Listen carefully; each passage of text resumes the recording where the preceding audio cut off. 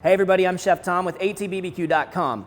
Yoder Smokers recently released their cast iron griddle for the YS480 and YS640 pellet grills, and it's been fantastic, but we've been getting a lot of questions about how to take care of that griddle, how to care for your cast iron, so that's what we're going to talk about today.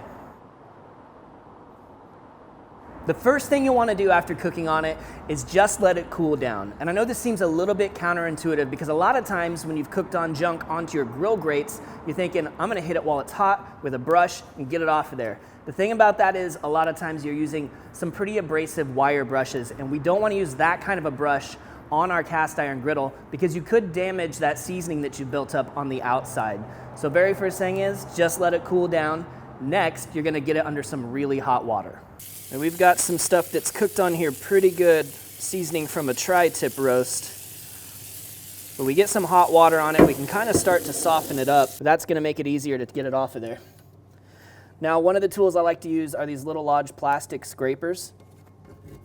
They won't do any damage to your cast iron, but they do a good job of getting in there and loosening up stuck food or anything that's been burnt on there. Get the hot water going again to rinse some of that stuff off. And then I like to get in there with a scrubbing pad. Again, nothing too abrasive. You don't want to use like steel wool or something like that. But a lot of times this is all it'll take to get everything off of there.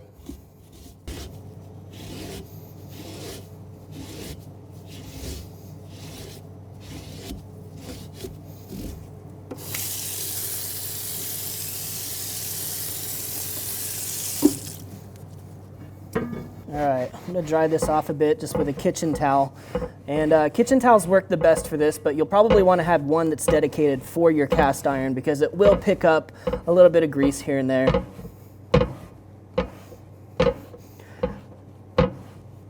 Paper towels often leave behind too much stuff that you don't want on there, which is why a cotton towel is a better alternative. Now there's two schools of thought when it comes to using soap on your cast iron. The cast iron purists would say never ever use soap on your cast iron, it'll ruin your seasoning. Now while I respect that, I also think that there is a time when you may need to use a little bit of soap to get that little extra push out of there. Just use something mild in a very small amount. The thing about using soap is when you're done, you're gonna have to help that seasoning build back up by adding more oil. And this is just a good practice in general. Now ideally what I like to do after every time I cook on my griddle, after every time I wash it or rinse it really well, is get it hot once again because we need the pores in the cast iron to open up so that we can add some oil and that oil will really stick to the cast iron. Now chances are your grill's not still on. You've let this thing cool down, you've rinsed it off, it's been a while. Not a problem, just stick it in your oven in your house, 300 degrees for about 10 minutes or so until it's not super hot, but just hot enough for those pores to start to open up. All right, giving this just enough time to warm up again. Now what you're gonna wanna do next is grab a cloth that you don't mind getting a little bit greasy and a little bit of vegetable oil. You're going to work just a small amount of vegetable oil into the surface. You don't want the vegetable oil standing.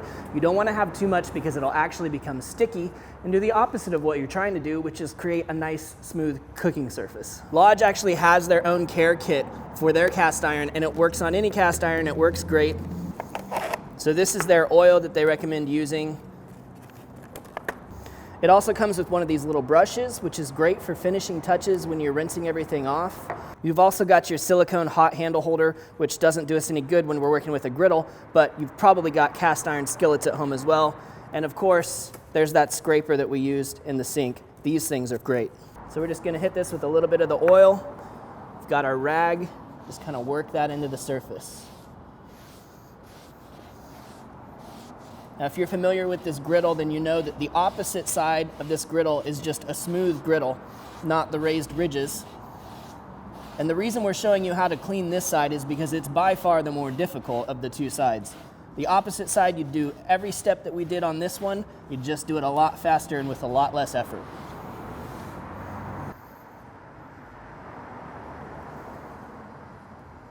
All right, we're gonna do the exact same thing to the opposite side because you can always do both sides when it comes to fortifying the seasoning.